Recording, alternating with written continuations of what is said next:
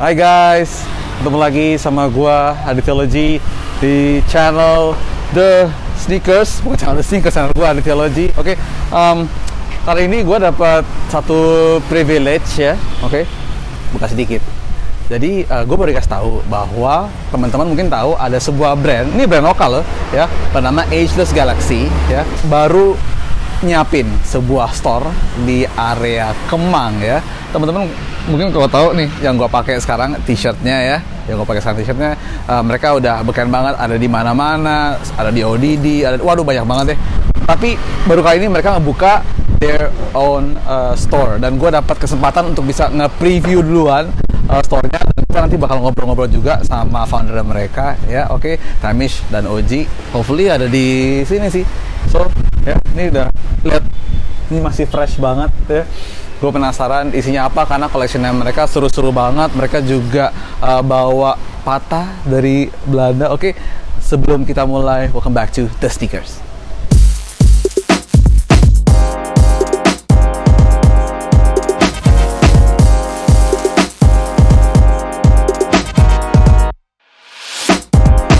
Oke, kita tetap di saat seperti ini harus mengutamakan protokol kesehatan. Jadi sama interview ini gue akan memakai masker, ya. Tamis dan Oji juga akan melakukan hal yang sama. Ingat, put your mask on, tetap pakai masker. Ikuti protokol new normal kemanapun kalian beraktivitas. Oke, kita udah sampai di Ageless Galaxy. Kita mau masuk. Oke. Yo, what's up, dude? Hey, nice. how's it going? Yo, wait, let me check it. Okay. Of course, 36. Come on in. Yeah.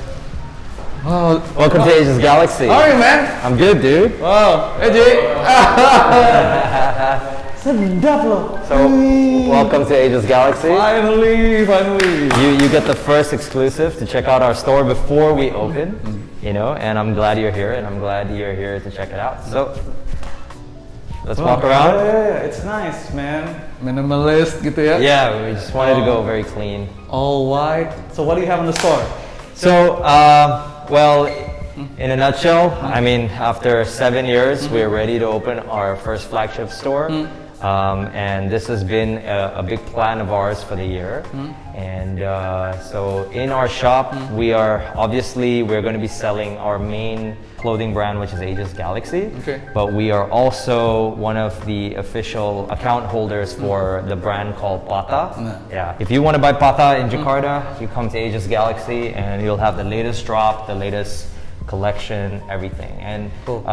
Because we're a lifestyle brand, we are also looking into other things like, you know, t-shirt, aside from clothing and t-shirts, we're also looking into like books, a bunch of, what do you call it? Like toys, accessories, you know, obviously things like, you know, perfumes. We're looking into body lotions and soaps, you know. So a couple of the brands that we're carrying aside from Pata is Okin. So Okin's a grooming product that we are carrying. And we've got, what do you call it? All Gone Books. Oh. We've got High Beast. Ini gue punya loh, asik. Yeah. By the way, this is one of the must-have books ya, karena lo bisa tahu what's going on selama tahun 2019. Nih cuma bisa didapetin di Ageless Galaxy. And also like we're selling Yardbird. Yardbird is a cooking book. If you like yakitori and barbecue and things like that, like it's a good book. It's got good recipes, got good cocktail recipes, and and we're slowly getting into other things. We also carry a brand called Super Plastic. They basically make these really dope artist collaboration toys. Oh, yeah. And right now we only have the small ones, but usually we have the big ones. So we're waiting for the next round of toys to come in. So as we open, you'll start seeing more products. And eventually we'll be getting certain sneaker brands will be coming in here. Oh. And then, you know, slowly we'll be unveiling all the cool stuff that can be available at Ageless Galaxy. Cool. Jok, bayangin ya, Di saat seperti ini, pandemik, mereka buka loh. Gokil banget ya, bayangin. Bayangin kalau pandemi itu nggak ada, makin waduh, gila-gilaan banget. So, oke, gua akan coba lihat ke sana ada apa aja ya. Let's check them out.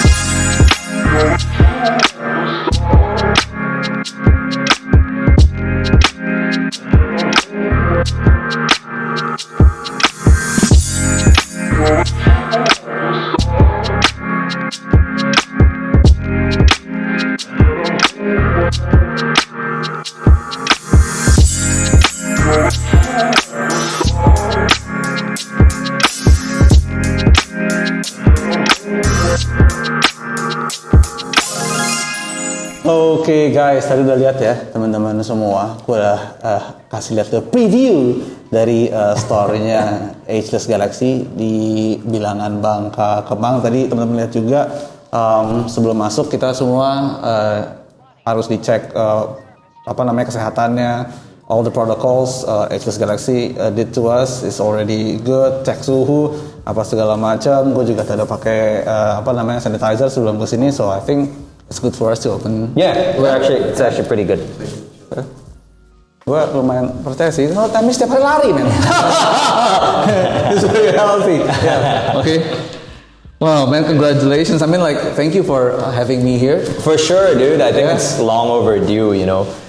I know we've been talking about it, and I keep saying, I'll invite you, wait for it. But like, we had to just do it, you know. Finally. Jadi kayak I've been waiting for like Aegis, karena gue selalu melihat Aegis Galaxy itu ada di multi-brand retailer, ODD and stuff gitu. I always wondering like kalau misalnya Aegis Galaxy opening up their own space itu kayak apa gitu so finally I'm here. Dan nah ini teman-teman kan pasti banyak banget yang penasaran gitu. Even though we already did couple times of Instagram live and stuff. Tapi gue rasa pasti ada yang ke-skip kemana-mana. So I want you to tell them the story about you guys. Ini kan dari dulu lo bikin sendiri, terus ada di multi-brand sampai bisa punya store sendiri. Ini kan this is not, ini pasti perjalanannya panjang. Yeah, 7 years, dude. 7 tahun tuh, gitu orang bikin brand ya. Bukan seminggu 2 minggu sebulan, enggak. Gila ya. If you think about it, it's a long ass time. I was just telling one of our designers, Dia, last night when we were setting up the place for you. I was like, can you believe it? For the past so many years, this is all we talked about. Yeah. And it's finally happening. And we're just like, fuck. Like, you know what I mean? So from here now what? You know, what are we gonna do next? How do we top this? You know? But the idea is going to flow. Percaya kalian pasti akan lebihin lagi. But anyway, gue mau tarik way back then to the day one. Itu gimana sih ceritanya? Gimana Ageless Galaxy came up? Who got the first initial idea of Ageless Galaxy? So first off, like Ageless Galaxy started out as a final year school project when I was back in Canada. I was studying, right? And so what happened was, I was doing a branding class. I graduated as a graphic designer. So design was always my thing, right? And around that time, I was really heavily influenced by brands like, Benny Gold, Crooks and Castles, The Hundreds, Bata, Staple, things like that. And all these brands were like on my mood board of like what I wanted. And what I loved about these type of brands was they always had a message of positivity and a mentality that they were pushing out. And then, somewhat you could say like they were these micro religions that people could follow and become a part of, but like cool, And so when I had the opportunity to do a final year school project, I said I wanted to make a fictional brand, And it was around that time I was looking at a lot of space-inspired movies like Space Odyssey, Star Wars. Like in school, you watch a lot of shit on the internet, and you're just working, and you're just trying to find inspiration and whatnot. And then over there, I've always loved the idea of perseverance and what man did to reach to the stars, right? Like I always talk about this, like. When man pushes himself like to break his limits, they can go up to space. that was the moon first, and now we're looking into Mars. You know, what's next? It just shows how many levels you can break as a human being to reach your ultimate limit and be remembered for it, right? And that's where the name Ageless Galaxy derived from. You know, the whole idea of the galaxy continues to move on and on and on, but your life is so limited. And then like, how can you do what you love and do something cool in your lifetime and be remembered for it, you know, and still be the better version of yourself, you know? So that was kind of the baseline of what the brand was about. After the brand, so after school, I finished, I did the project, I had all these cool graphics, I made like a mock-up lookbook, whatever, I got the grades, and that's it, I closed the chapter, it was done. You know, a few months later, I realized that you know, now I have a regular life. I have to go get jobs. I have to get some income coming in. You know, I was doing freelancing. I was working with some studios, and yeah. And then sadly, towards that whole year of you know, right after I graduated, sadly I got really sick. And when I got really sick, it was not just some regular sickness, you know, like I was losing a lot of weight and like there was a lot of stress. I was trying to make enough money just to pay rent and, you know, it's trying to keep, like, you know, you put yourself like, gila ya, like I got the opportunity, my parents, you know, blessed me to go out here, study, potentially get a good job, you know, be a professional designer, whatever. You spend all this money on school, but then, you know, the universe just like, throws like a full kamikaze at you and then you don't know what to do, right? So eventually I get sick, I get really sick, and then I don't know what it is, I'm losing a lot of weight, and I decide to come back to Indonesia. I come back to Jakarta and I'm just like, I gotta check up, I gotta see what's happening, you know, like what, this is not normal, like gue udah kurus banget, you know. And what year is that? Sorry? What year was that? This was exactly 7 years ago. I'm 7 years free from this disease. Oh, yeah. okay. So what? It was like 2011. What year is it? 2012? Around 2012, 2013, right? So then, so then what happens is I come back, and then, you know, I go to a couple of doctors, and then eventually I fly out to Singapore, and then I get thoroughly checked up over there, and then I find out that I had cancer.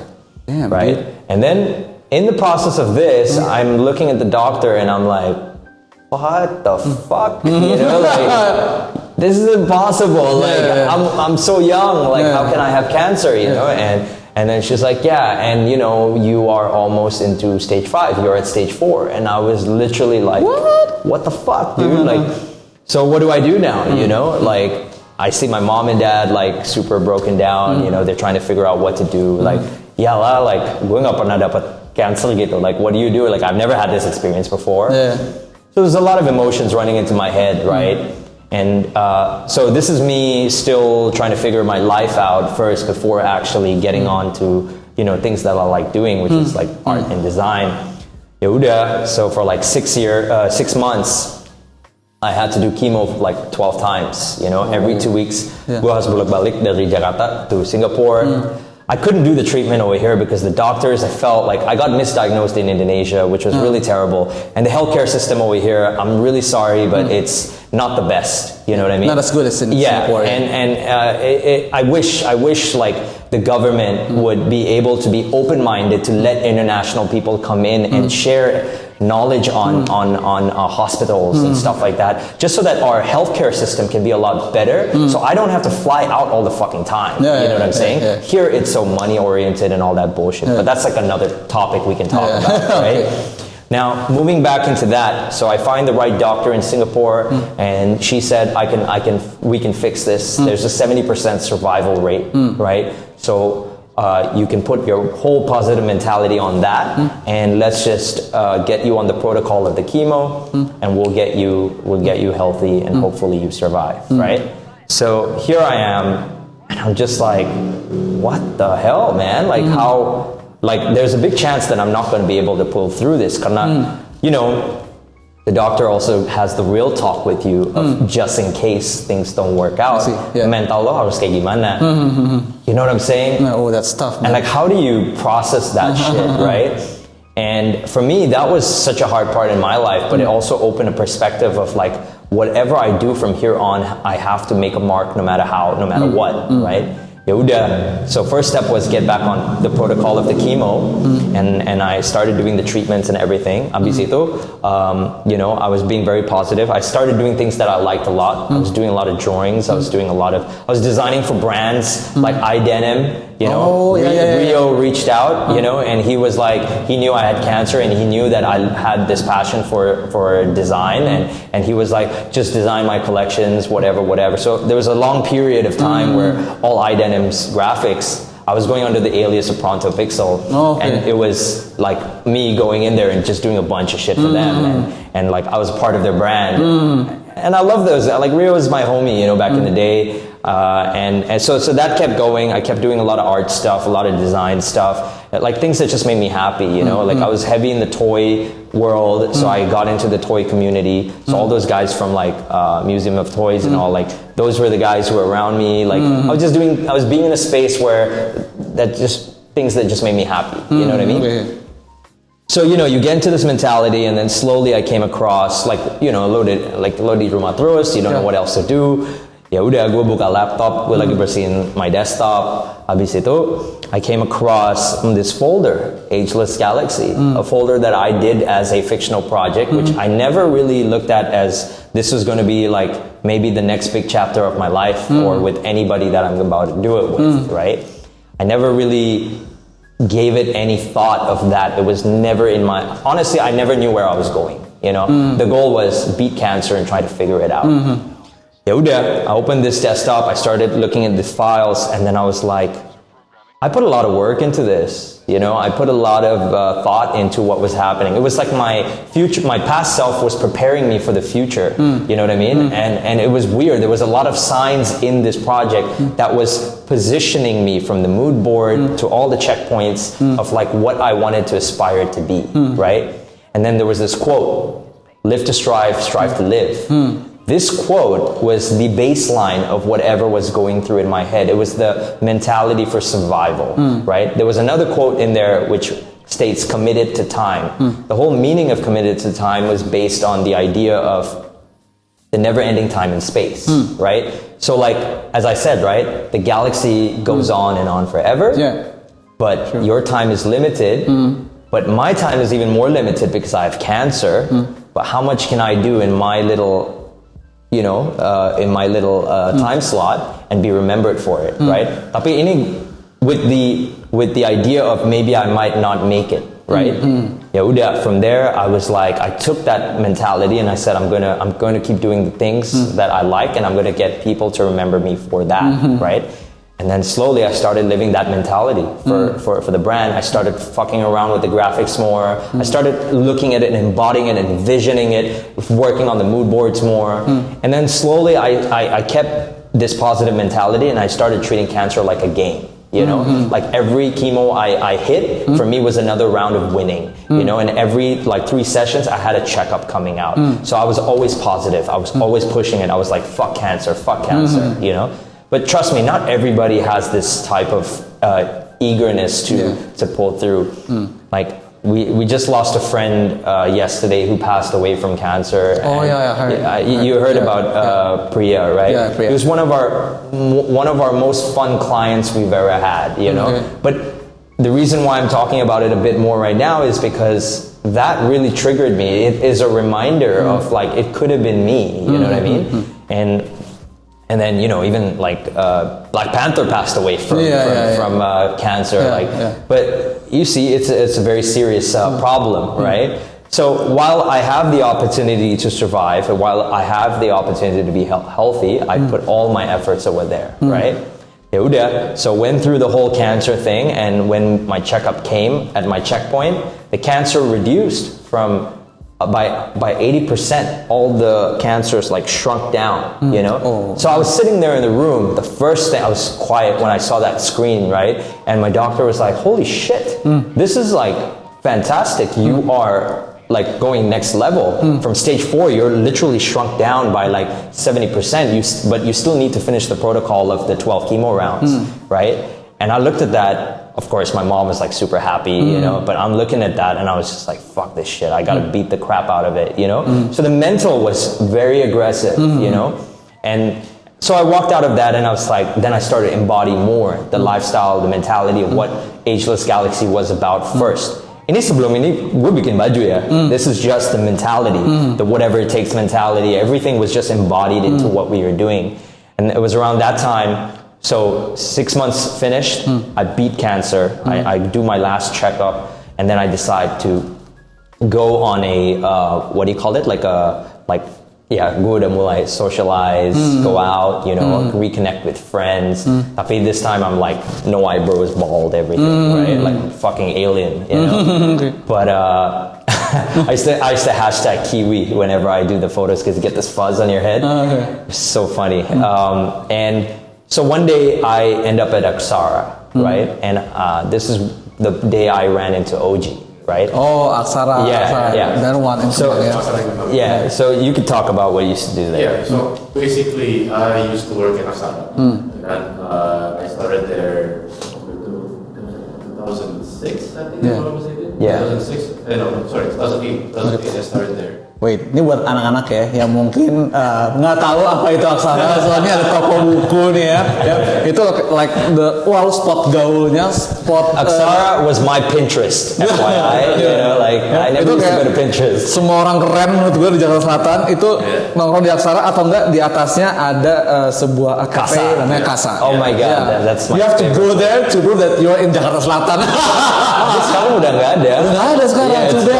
Too bad ya. That was the heart of fucking Kemang, you know. So basically, okay, jadi ini a little background kali ya buat yang nggak tahu. Jadi Aksara itu kan, you can kind of say it.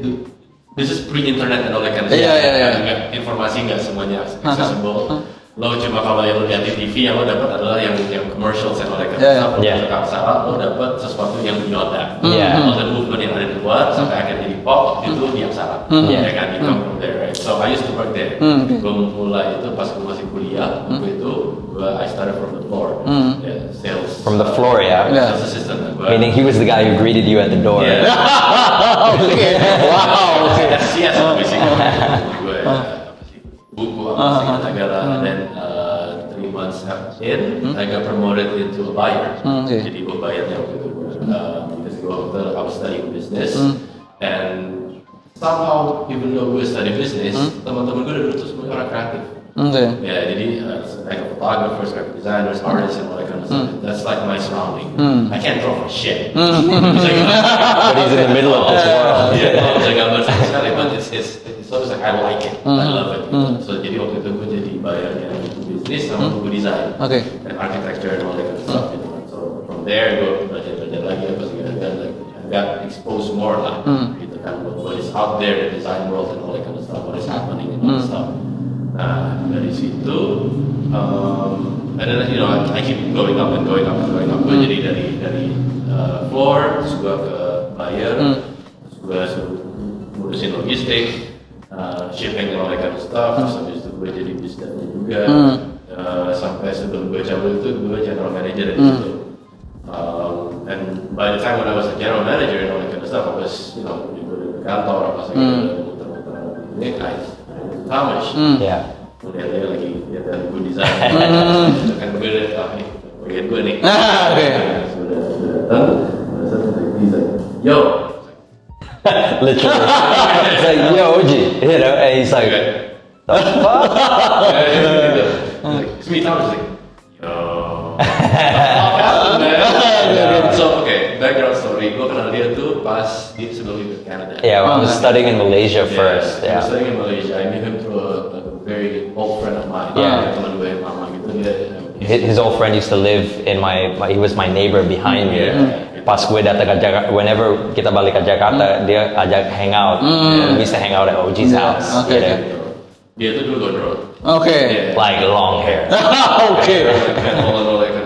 Punk rock, sorry, not metal. I was a punk rocker.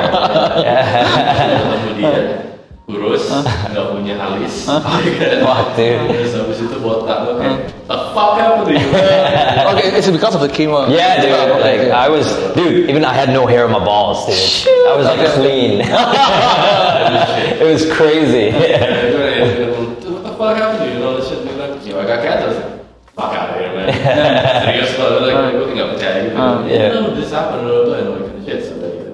So, from there, we started hanging out a bit more and more and more. So OG used to throw these barbecues at the house that he was living at, and he invited me out. He's like, just come out, get to meet the gang, whatever. And then, slowly, like, even then, we weren't thinking about a brand, I was still just doing design stuff for a bunch of people, right? And then that was where when I started hanging out with OG, we just kept connecting. I would always find myself at Aksara. I would always run into him and stuff. And then, OG and I had a love for like getting drinks. So we would just get drinks together. And then like one day I just had my iPad and I showed him. I was like, dude, like, yo, check this out. Like I was showing him like what I was working on. And I was telling him like, actually it's not even about the brand. It's about like the mentality that I'm living. Is what kind of got me out of cancer. It was like that ultimate push for zero fucks given, and that was really what I was trying to talk to him about. And I said like, I kind of need help. I need a partner. I need somebody to help me execute this because I can't do it on my own. You know what I mean? Like I've got this far, I've survived it, but now I kind of need structure. I need foundation. I need like some sort of a building, that where we can get a bunch of people around us to help elevate what we are about, and embody the mentality into everybody and make them all better versions of themselves, And that's where OG said, okay, cool, I'm down, but how are we going to make this happen? And this was around the time where we don't know nothing about startup life. We don't know anything about fucking rounds of funding and shit like that. We don't know VCs or anything. This is just some random designer and some random dude at a bookshop trying to figure out how to start a little business, right? So he said, okay, how do we do this? And I said, okay, look, I think I have a way, like, if we're talking about money, I don't know if I want to borrow money from an investor or anything. So I said, I have a couple of projects. Why don't you help me manage these projects? And then, we can like build a system from there, right? So OG said, okay. So 9 to 5, I would be at Casa working on these projects.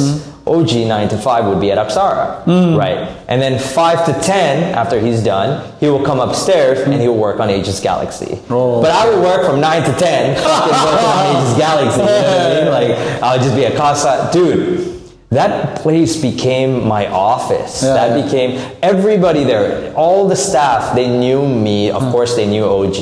They knew what I like to eat, what I like to drink, how I like to eat it, etc., etc., etc. They would let us try all their latest cocktails, whatever. Actually, become guinea pigs for the cocktails. Yeah, we were the guys like this should go on the menu. You know what I mean? Like it became that culture in there, and all our friends came out through there, and it was just a cool vibe over there. Not only that, there was another bar around the corner called Treehouse. That was our second hub. So when this closed, we go to Treehouse and activate another session over there of like vibing, etc., etc. So from there, OG has started helping me out with projects, and then from there we got our first money in, and I told OG like, yo, you go cash the money out. And he went to the ATM, cashed the money out, and then he was like, alright, this is pretty cool. You know what I mean? And then I was like, we need to have structure, and this is where you're good at. You know what I mean? Like, if you give me this cash, I'm gonna go blow it. You know what I mean? But if you hold on to it, I'm sure that we can find ways where we can spend it smartly, and then we can build slowly from there on. Okay. And that was it. And then from there, after that, I sent my resignation. well, not really. I told him before that, like, we were doing all this stuff, and I just told OG, like, we need to talk, man. And I called him, I was like, I think you need to quit. You need pressure. You know what I mean? And I mean, the thing with Aksara, like, I always wondered, like, where is everybody gonna go after? You know what I mean? And this is something that we always talk about with Ageless, like, where are we all gonna go after? And we always look at our platform as a place where we are always going to level up higher and higher and higher, you know, and this is still a part of our journey, you know, and where we are, whoever is a part of our squad, we're going to bring them with us where we go, like, higher and higher and higher. And this is what we've said from the get-go. We want a company that can build an energy and transfuse that energy into all these, like, you know, people that like support us, let it be our squad, let it be our friends, whoever, the energy has to be real, right? And that's where we come to be different, right? And that's where I told OG, like, the reason why I told OG to quit was because I needed not only him to feel the pressure, but I needed to have a responsibility for somebody to not let him down, right? And that was where it made sense for me. So when he gave in his resignation, he took a break for 2 weeks. Okay. Right? I was, because, so this is the thing. I came from monthly salaries. Oh yeah. To suddenly like, oh shit, you have money. Yeah. Yeah. That kind of thing. So yeah, so that's when it was, I needed to get my mind straight. I needed 2 weeks of break. I went to Bali, I was chilling, just like, I'm fine. Yeah, just to reset all of the mentality and stuff. Yeah. And when I come back, like, alright, do this. Okay. Let's try it. Yeah. And then that was where, when he was game and he came back with a fresh new Excel sheet. This is what's going down. This is how it's going to go. I was sitting there. I was like, oh shit, it's getting real now. You know what I mean? And then in my head, I'm looking, it's like, fuck, I have a responsibility because I made this guy trust me to develop this brand. And now his thoughts come into the mix. So I showed him what, this is my end of the story. Now you're coming in, you're going to have to add. You know what I mean? What are the things you think need to be changed? What, how, this, that, blah, blah, blah, blah. We were just flushing it out because now he's my partner, right? So we had to develop what Ageless Galaxy was gonna, like, Ageless Galaxy is us. And now we're starting to learn Ageless Galaxy is not only me and OG, it's our team. Like what they're feeling, what they're going through, like these things matter to us. So it's, as I said, from the get-go, the energy is, you know, being spread apart with our squad. And we all want everybody to elevate with us, you know what I mean? So that being said, every time we hire a new person on our team, it's not a new person got a job. No, it's we got one more responsibility to make sure that that guy fucking makes a better version of himself. You know what I'm saying? Him or her, whatever. You know what I'm saying? So that's always been the drive. Like, you got the job, that's great. You're getting paid. But I gotta make sure that we're making enough money so I can pay you and make you grow with us. You see what I mean? So there's a bigger responsibility on our end. And I'll tell you what, I always told OG, like, the team never works for us. We work for the team. We always make sure that the team is always on check, always trying to be, you know, aggressive and you know, of course, we're going to have to make sure that we break them mentally and then reel them in, and then they realize where we're going. You see what I mean? That's why I said 7 years to come to this point where we're making a shop is like, we could have opened the store years ago, you know, but like, what's the point of opening a store if it had no deep value or story or foundation, right? But now we have concrete in the ground, literally, you know, and it's polished, you know, and but this is where we're at, and now this is not like what do you call it? This is not success yet. This is a checkpoint. Now we have the platform. So now we're going to start building and growing, right? So that's how it came all to be. And so ever since I told OG to help me out with the projects, one project came in, other guy, you know, another project came in, projects kept coming in. We had a little bit of money to make our first collection. And, you know, that's one part. Now we don't know anything about making clothes. We never knew how to make a t-shirt. We never knew how to freaking like understand what's the gram or the weight of the fabric. We never knew about like cutting and like what sizings mean and stuff like that. We never knew anything. I just knew how to make graphics and slap them on the graphics. When we did them for iDenim and stuff, I just gave the graphics to them and they figured it out, right? But with us, it became like a whole new thing that we both never knew what the fuck we were doing. So our first collection sucked balls, dude. You know what I mean? Like we still have a few t-shirts from there, but like kita kasih gratis aja to all our friends and shit. But like that first collection, it was the introduction collection, was where things became very like, I think we need to really put some thought into this, you know, and that's where the journey began. And we lost a lot of money. We worked with multiple vendors trying to figure out the best production. You know, when you find a production, that's going to become the heart of your brand. You can't treat them like fucking like itu tukang pola aja yang bisa bikin baju. You can't do that. Yeah. You have to build relationships with them. Part of the family. And it becomes a family. Right now, our production has been with us, what, like 5 years now? She's been with us? 4 years? 4 years solid. And she's the type of person now where she feels for us. You know what I mean? Like when a collection comes out, she will call me up and be like, I'm so proud of this drop. I'm like, wow, I can't believe that energy has crossed over to you, our production unit. And she's like basically the mother of us, you know what I mean? Like always making sure that we are sane and getting on check, etc., right? And I think that's the power of what the mentality of a brand can do when you actually put your head to it, right? So yeah, and kept going on from there. We ended up doing the same thing again and again until today. Now we have a full-fledged creative agency. We have top-end clients that we work with. We have long-term clients that we work with. And we're in a place right now where we built relationship with dope brands. We've traveled the world. We've done collaborations. We've done amazing things. And one thing that we're trying to do is we're trying to put Jakarta on the map because this is the city we're from. We grew up here, you know? And that's it. It's just our lifestyle, and we're just trying to spread that positive mentality with everybody else. So yeah. I don't know. Does that answer your question? Quite a long I spoke too much. Okay, so the mentality is having a big part of the brand ya kalau gue lihat ya. Dan the point is that I get from you adalah how the mentality is being shared by each one of your member of your employee. Even gue ngerti banget di sini di mana ternyata that mentality itu bahkan sampai dioper ke vendornya Ageless Galaxy, because I think that the lady, it's Ranis. It's her name is Ranis. Shout out to Ranis.